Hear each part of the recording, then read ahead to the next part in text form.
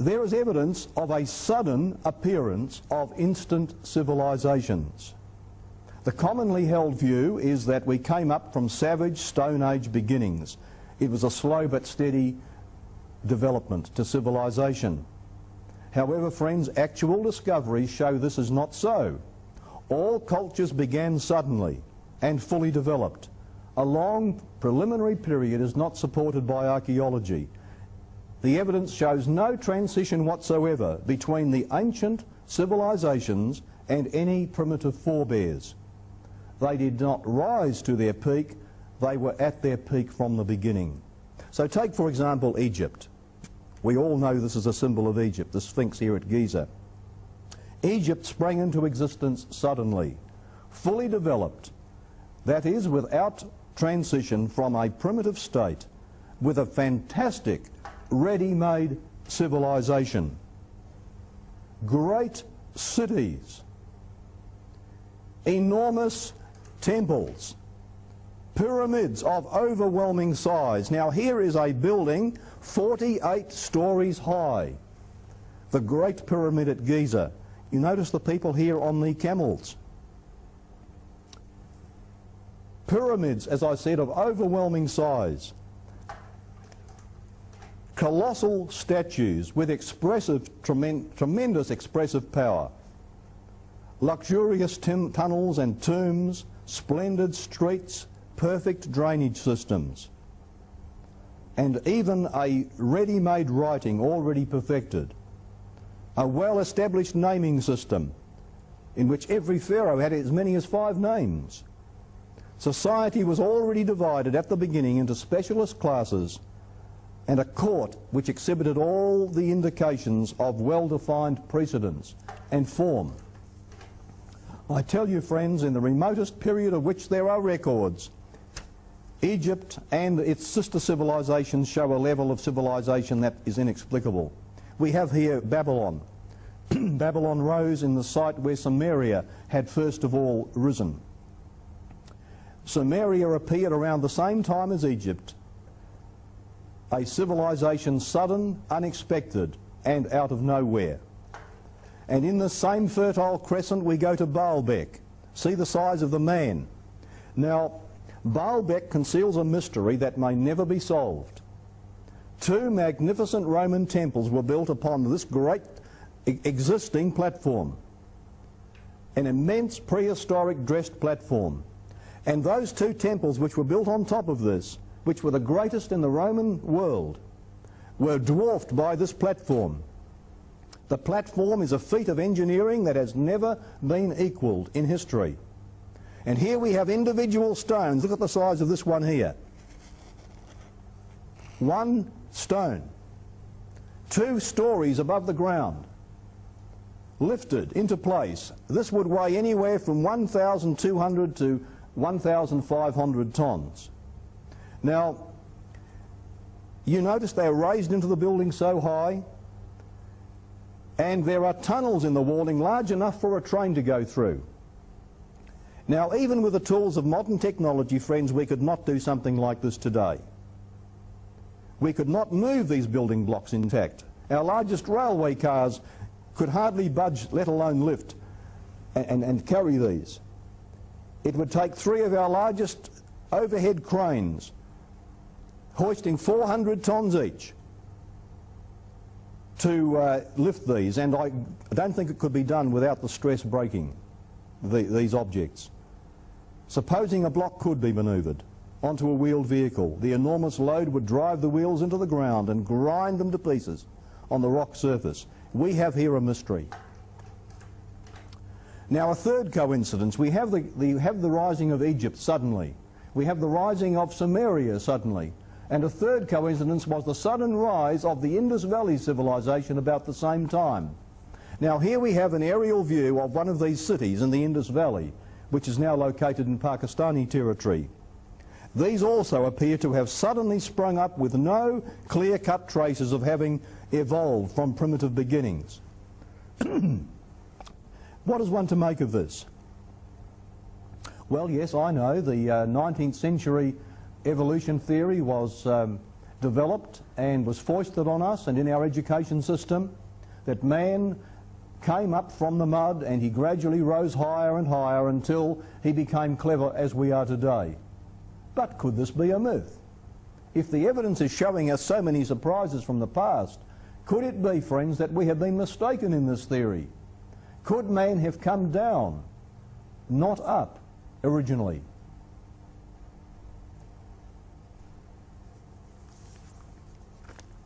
The known facts are these. We have fully developed civilizations, several of them, sharing many features in common, suddenly springing out of nowhere. We have language and script and agriculture and anthropological and archaeological finds that point to a common origin in the Middle East highlands. And the discovered writings of these ancient people all speak of a vanished golden age.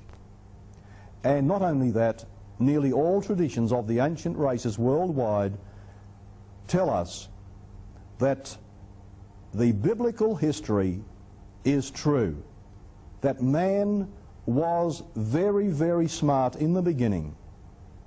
Now, Professor Albright of Johns Hopkins University said, this excessive skepticism shown toward the Bible by important historical schools has been progressively discredited. He says that discovery after discovery testifies to the accuracy of the Bible. I think, friends, that the Bible has been unjustly criticised in the past by people who did not know the facts of ancient technology, which confirms that the biblical viewpoint of history is, after all, well on track. Not only do we have these civilizations springing up suddenly, but we also have a common origin. Scripts of various cultures reveal a common origin. From Egypt to China to Easter Island to North America and the Indus Valley, there is a distinct link between them. Now, the pre-flood world was a world of high civilization, but man was morally corrupt and violent. After the global flood, the sole survival vessel landed up here in the mountains near Ararat. And if we pinpoint the subsequent instant civilizations that arose across the world in a short space of time, we find that Ararat, the dispersion point, lies precisely in the middle. Now, there can be only one conclusion regarding this, friends, that from Ararat the descendants spread out around the world, and they took with them an advanced knowledge that had been preserved through the Ark, knowledge that enabled new civilizations to spring up suddenly. The oldest civilizations we have on Earth appear just long enough after a disaster such as the flood for a population increase to produce another culture. When the nations of the earth spread out, they found that most of the earth was still very covered with water. For example, what is now today the Sahara Desert was once a great inland sea. If you go to Egypt today, you'll see a name very prominently. It's the name Misra. Misra travel agent, Misra Road, Misra Hotel. Misra is a shortened form of Mizraim. Now, Mizraim was a grandson of Noah. Mizraim came down to Egypt and he found that Egypt was still largely covered in water. There was no course to the Nile. It was spreading out everywhere. Large amounts of water were rushing off the continent still. And Mizraim embanked the Nile and made much of the land around the Nile habitable. In fact, the name Mizraim means the embanker. And Mizraim made Egypt here a land that could be settled in. There is evidence worldwide of great inland seas after the flood. We have puddles up here in Australia. Australia had a great inland sea. Asia was largely covered by water. As we saw in Africa, it was the same. In North America, there was a large inland sea left behind by the flood. Over here in South America, we do not have an Amazon jungle millions of years old, as sometimes is speculated. As recently as 3,000 years ago, this was just one great inland sea. And there's even an old map that shows this. Now, friends, the Chinese, when they came to China, they said that they had to drain the country and get rid of dragons that were there. And as we know, Mizraim likewise drained Egypt. In fact, this is the story of the ancient races. And these people did more than this. They actually went out mapping the land. There are many old maps. In fact, we have about 14 of them. Most of these are on a spherical projection. You notice here the similarity between this ancient map, which is basically thousands of years old. It's recognised as a medieval map, but the copyists said that they used sources which were much, much older. And if you compare this with a satellite sketch map of the Earth, you'll notice there's a very strong similarity. We're talking here about a round Earth known by the ancients. Here is an ancient map of Antarctica alongside a modern map of Antarctica. And where today we have glaciers, the old maps show there were rivers. These people knew and mapped the whole world back there. Now here we have, from Egypt, a world map. If we were to draw a line horizontally and vertically through the Great Pyramid at Egypt, and you were to measure the amount of land space in each of these 4 squares, it's equal. Now, by accident or design, the Great Pyramid marks the precise centre of the land mass of the world, north, south, east and west. And each quarter has exactly the same number of square miles of land. This does suggest to us that a world survey was once made. They went to places like Easter Island. They knew about the Americas. For example, Christopher Columbus only discovered what had been found long, long before and forgotten by many. Now here in South America we have some very interesting country. It's my favourite continent. You notice that here we have a great cliff going down, a big drop about probably 3,000 feet, maybe 1,000 metres down. And here on the side of a huge hill up in the Andes Mountains, we have a pathway that's been put right round the mountainside toward the ruins of an ancient city. Here is a drawbridge, and when the enemy came along, the drawbridge could be taken off and the enemy could not get through. But however did they do this? I mean, it's impossible to stand here, let alone build constructions. These people did not know the impossible, these jewellers in stone. And I remember my first trip down the Amazon. I took a little bus for 2 days, and I had a man sitting beside me actually chewing betel nut. The chickens and the little pigs and dogs were running all over the bus and fighting, and this man sat beside me for 2 days. And occasionally he would drowse off, then suddenly he'd clear his throat and he would expectorate onto the seat in front of me, which was overhanging my legs. But as the bus went around the mountainsides, it was very, very steep. And sometime we would find that there was a big chasm away down on one side, and just like this narrow pathway here, there was just enough room for the bus to come round. And I remember one occasion when the bus was negotiating this area, and there was on the side of the road a slip that had come down the cliff. And so the bus wheels went right sideways around this, and I could look away down the drop. I'll tell you, it's an unforgettable experience. Machu Picchu was well known on travel brochures. And friends, I just want you to notice this. We have this here 9,000 feet, 3,000 metres above sea level. On 3 sides there is a canyon. The canyon goes behind and back on this side. And this is a razorback. Notice how they built right on, their terraces right onto the edge of the cliff. And how they did that's absolutely amazing. But did you notice the terraces up here? Most people don't ever dare go up there. But these people constructed things up here. When the clouds move, this is very, very beautiful. The waterfalls come right down from mountains 20,000 feet high. But the civilizations of South America were very, very advanced. Today, the descendants of the Incas are a very depressed and a very suppressed people. But back in the early days, even before the Incas, there was a great civilization which did masterpieces in stone. You notice here a stone which has been put into place, and we've got 1, 2, 3, 4, 5, 6, 7, 8, 9, 10, 11, 12, 13, 14, 15, 16 sides to it. Now, how possibly could they have put that in?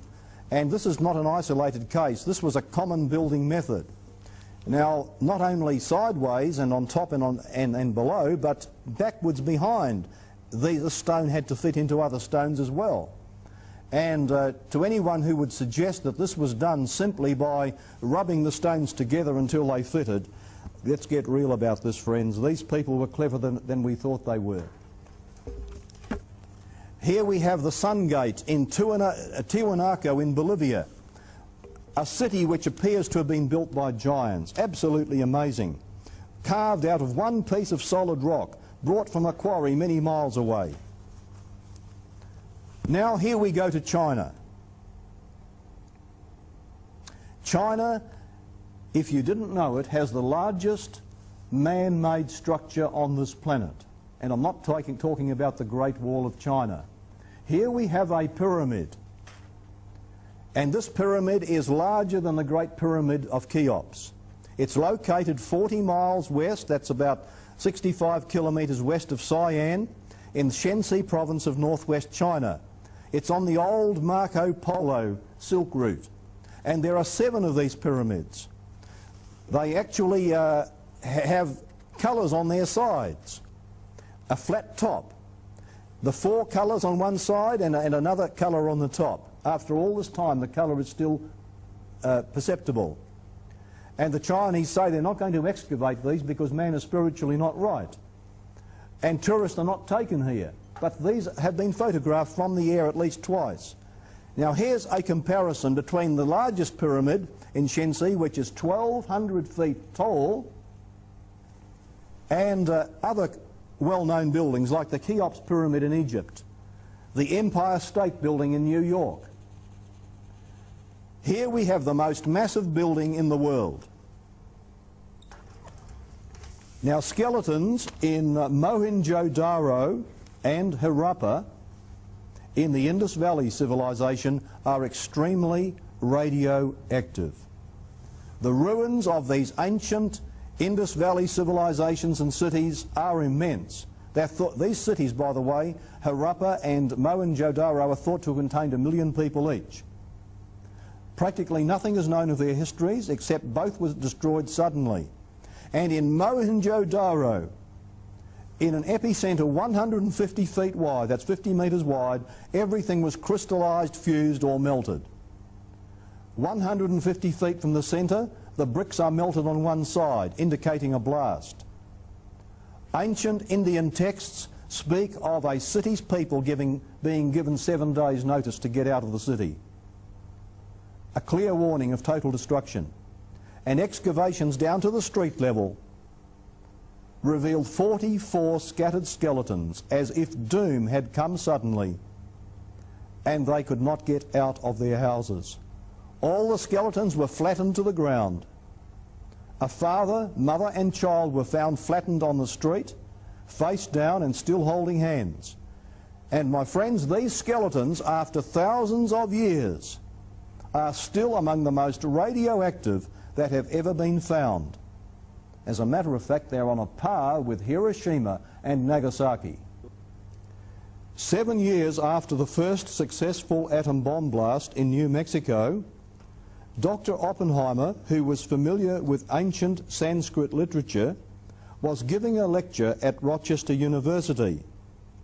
During the question and answer period, a student asked Dr. Oppenheimer a question, to which Oppenheimer gave a strongly qualified answer. The student said, "Was the bomb exploded at Alamogordo during the Manhattan Project the first one to be detonated?" Dr. Oppenheimer replied, "Well, yes, in modern times, of course."